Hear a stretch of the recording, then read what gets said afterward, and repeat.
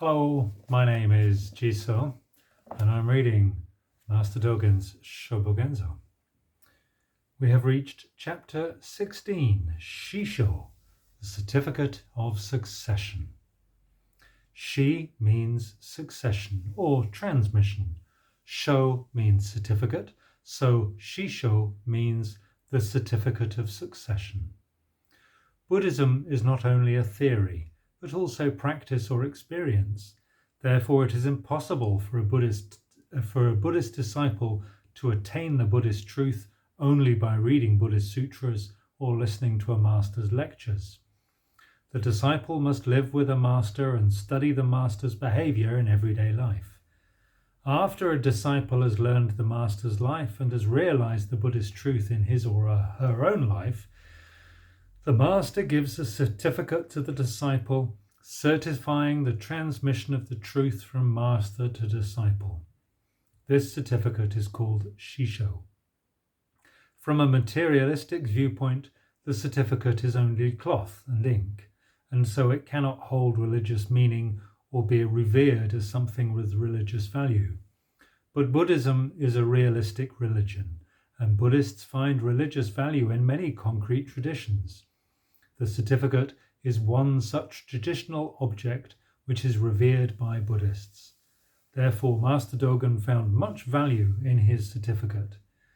In this chapter, he explains why the certificate is revered by Buddhists and records his own experiences of seeing such certificates in China.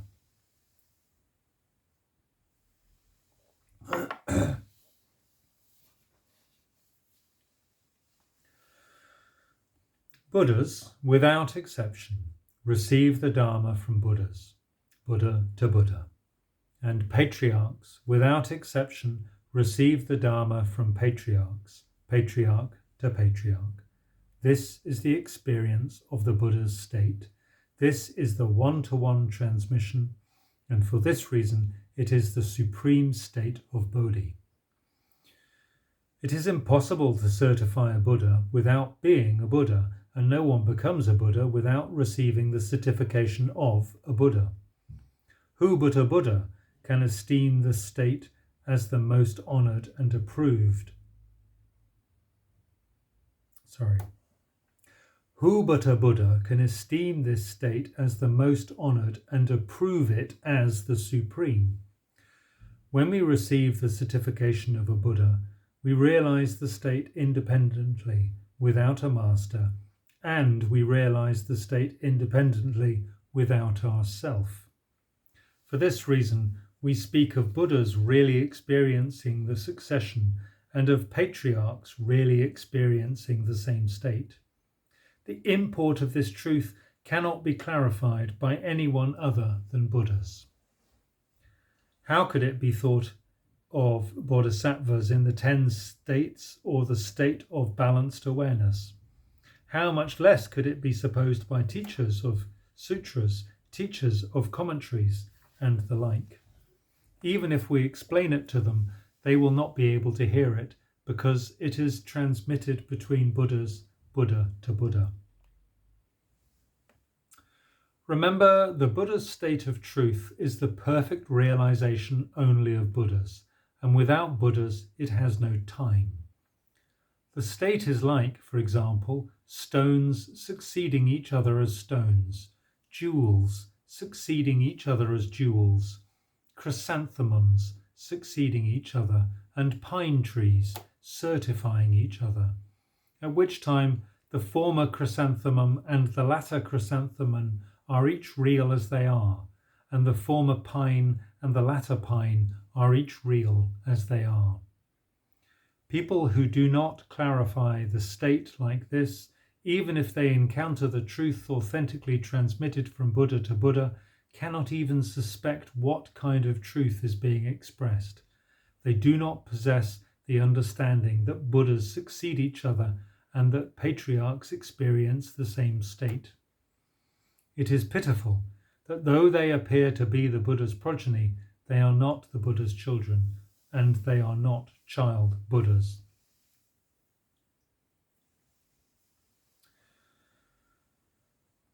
Soke, that's Master Daikan Ino, on one occasion preaches to the assembly, "From the 7 Buddhas to Ino there are 40 Buddhas, and from Ino to the 7 Buddhas there are 40 patriarchs." This truth is clearly the fundamental teaching to which the Buddhist patriarchs have authentically succeeded. Among these 7 Buddhas, some have appeared during the past kalpa of resplendence, and some have appeared in the present kalpa of the wise. At the same time, to connect and align the face-to-face transmissions of the 40 patriarchs is the truth of Buddha, and is the succession of Buddha.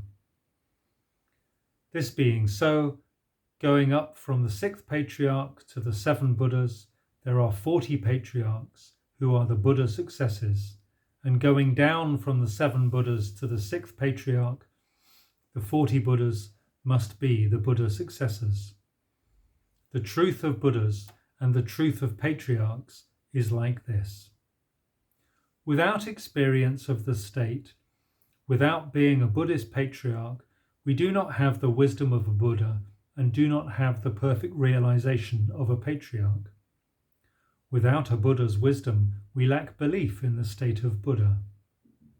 Without a patriarch's perfect realization, we do not experience the same state as a patriarch. To speak of 40 patriarchs for the present is just to cite those who are close. Thus, the succession from Buddha to Buddha is profound and eternal. It is without regression or deviation and without interruption or cessation. The fundamental point is this. Although Shakyamuni Buddha realizes the truth before the 7 Buddhas, it has taken him a long time to succeed to the Dharma of the Kasyapa Buddha. Although he realizes the truth on the 8th day of the 12th moon, 30 years after his descent and birth, this is realization of the truth before the 7 Buddhas. It is the same realization of the truth shoulder to shoulder with and in time with the many Buddhas. It is realization of the truth before the many Buddhas, and it is realization of the truth after all the many Buddhas. There is also the principle to be mastered in practice that Kasyapa Buddha succeeds to the Dharma of Shakyamuni Buddha. Those who do not know this principle do not clarify the Buddha's state of truth. Without clarifying the Buddha's state of truth, they are not the Buddha's successors. The Buddha's successors means the Buddha's children. Shakyamuni Buddha, on one occasion, causes Ananda to ask, "Whose disciples are the Buddhas of the past?" Shakyamuni Buddha says, "The Buddhas of the past are the disciples of Shakyamuni Buddha." The Buddhist doctrine of all the Buddhas is like this. To serve these Buddhas and to accomplish the succession of Buddha is just the Buddhist truth practiced by every Buddha. This Buddha's truth is always transmitted in the succession of the Dharma, at which time there is inevitably a certificate of succession. Without the succession of Dharma, we would be non-Buddhists of naturalism. If the Buddha's truth did not dictate the succession of Dharma, how could it have reached the present day? Therefore, in the transmission which is from Buddha to Buddha, a certificate of succession of Buddha succeeding Buddha is inevitably present, and a certificate of succession of Buddha succeeding Buddha is received. As regards the concrete situation of the certificate of succession, some succeed to the Dharma on clarifying the sun, the moon, and the stars, and some succeed to the Dharma on being made to get the skin, flesh, bones, and marrow. Some receive a kesa, some receive a staff, some receive a sprig of pine, some receive a whisk, some receive an adumbra flower, and some receive a robe of golden brocade. There have been successions with straw sandals and successions with a bamboo stick. When such successions of the Dharma are received, some write a certificate of succession with blood from a finger, some write a certificate of succession with blood from a tongue, and some perform the succession of Dharma by writing a certificate with oil and milk. These are all certificates of succession. The one who has performed the succession and the one who has received it are both the Buddha's successors. Truly, whenever Buddhist patriarchs are realized as Buddhist patriarchs, the succession of the Dharma is inevitably realized. When the succession is realized, many Buddhist patriarchs find that, though they did not expect it, it has come, and though they did not seek it, they have succeeded to the Dharma. Those who have the succession of Dharma are, without exception, the Buddhas and the patriarchs.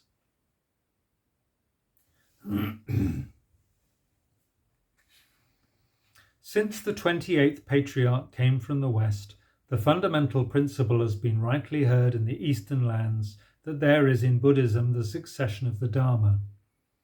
Before that, we never heard it at all. Even in the Western heavens, it is neither attained nor known by teachers or commentaries, Dharma teachers and the like. It is also beyond bodhisattvas of the 10 sacred and the 3 clever stages. Teachers of mantric techniques who intellectually study the Tripitaka are not able even to suspect that it exists. Deplorably, though they have received the human body which is a vessel for the state of truth, they have become uselessly entangled in the net of theory, and so they do not know the method of liberation, and they do not hope for the opportunity to spring free. Therefore, we should learn the state of truth in detail, and we should concentrate our resolve to realize the state in practice. Dōgen, when in Song, China, had the opportunity to bow before certificates of succession, and there were many kinds of certificate. One among them was that of the veteran master Ichi Seido, who had hung his travelling staff at Tendo Temple. He was a man of the Etsu district and was the former abbot of Go-Foku-ji Temple. He was a native of the same area as my late master. My late master always used to say, for familiarity with the state, ask Ichi Seido. One day, the Seido said, admirable old calligraphic traces are prized possessions of the human world. How many of them have you seen? Dōgen said, I have seen few. Then the Seido said, I have a scroll of old calligraphy in my room. It is a roster. I will let you see it, venerable brother. So saying, he fetched it, and I saw that it was a certificate of succession. It was a certificate of the succession of Hogen's lineage, and had been obtained from among the robes and patra of an old veteran monk. It was not that of the venerable Ichi himself. The way it was written is as follows. The first patriarch Maya Kasyapa realized the truth under Shakyamuni Buddha. Shakyamuni Buddha realized the truth under Kasyapa Buddha. It was written like this. Seeing it, Dōgen decisively believed in the succession of the Dharma from rightful successor to rightful successor. The certificate was Dharma that I had never before seen. It was a moment in which the Buddhist patriarchs mystically responded to protect their descendants. The feeling of gratitude was beyond endurance.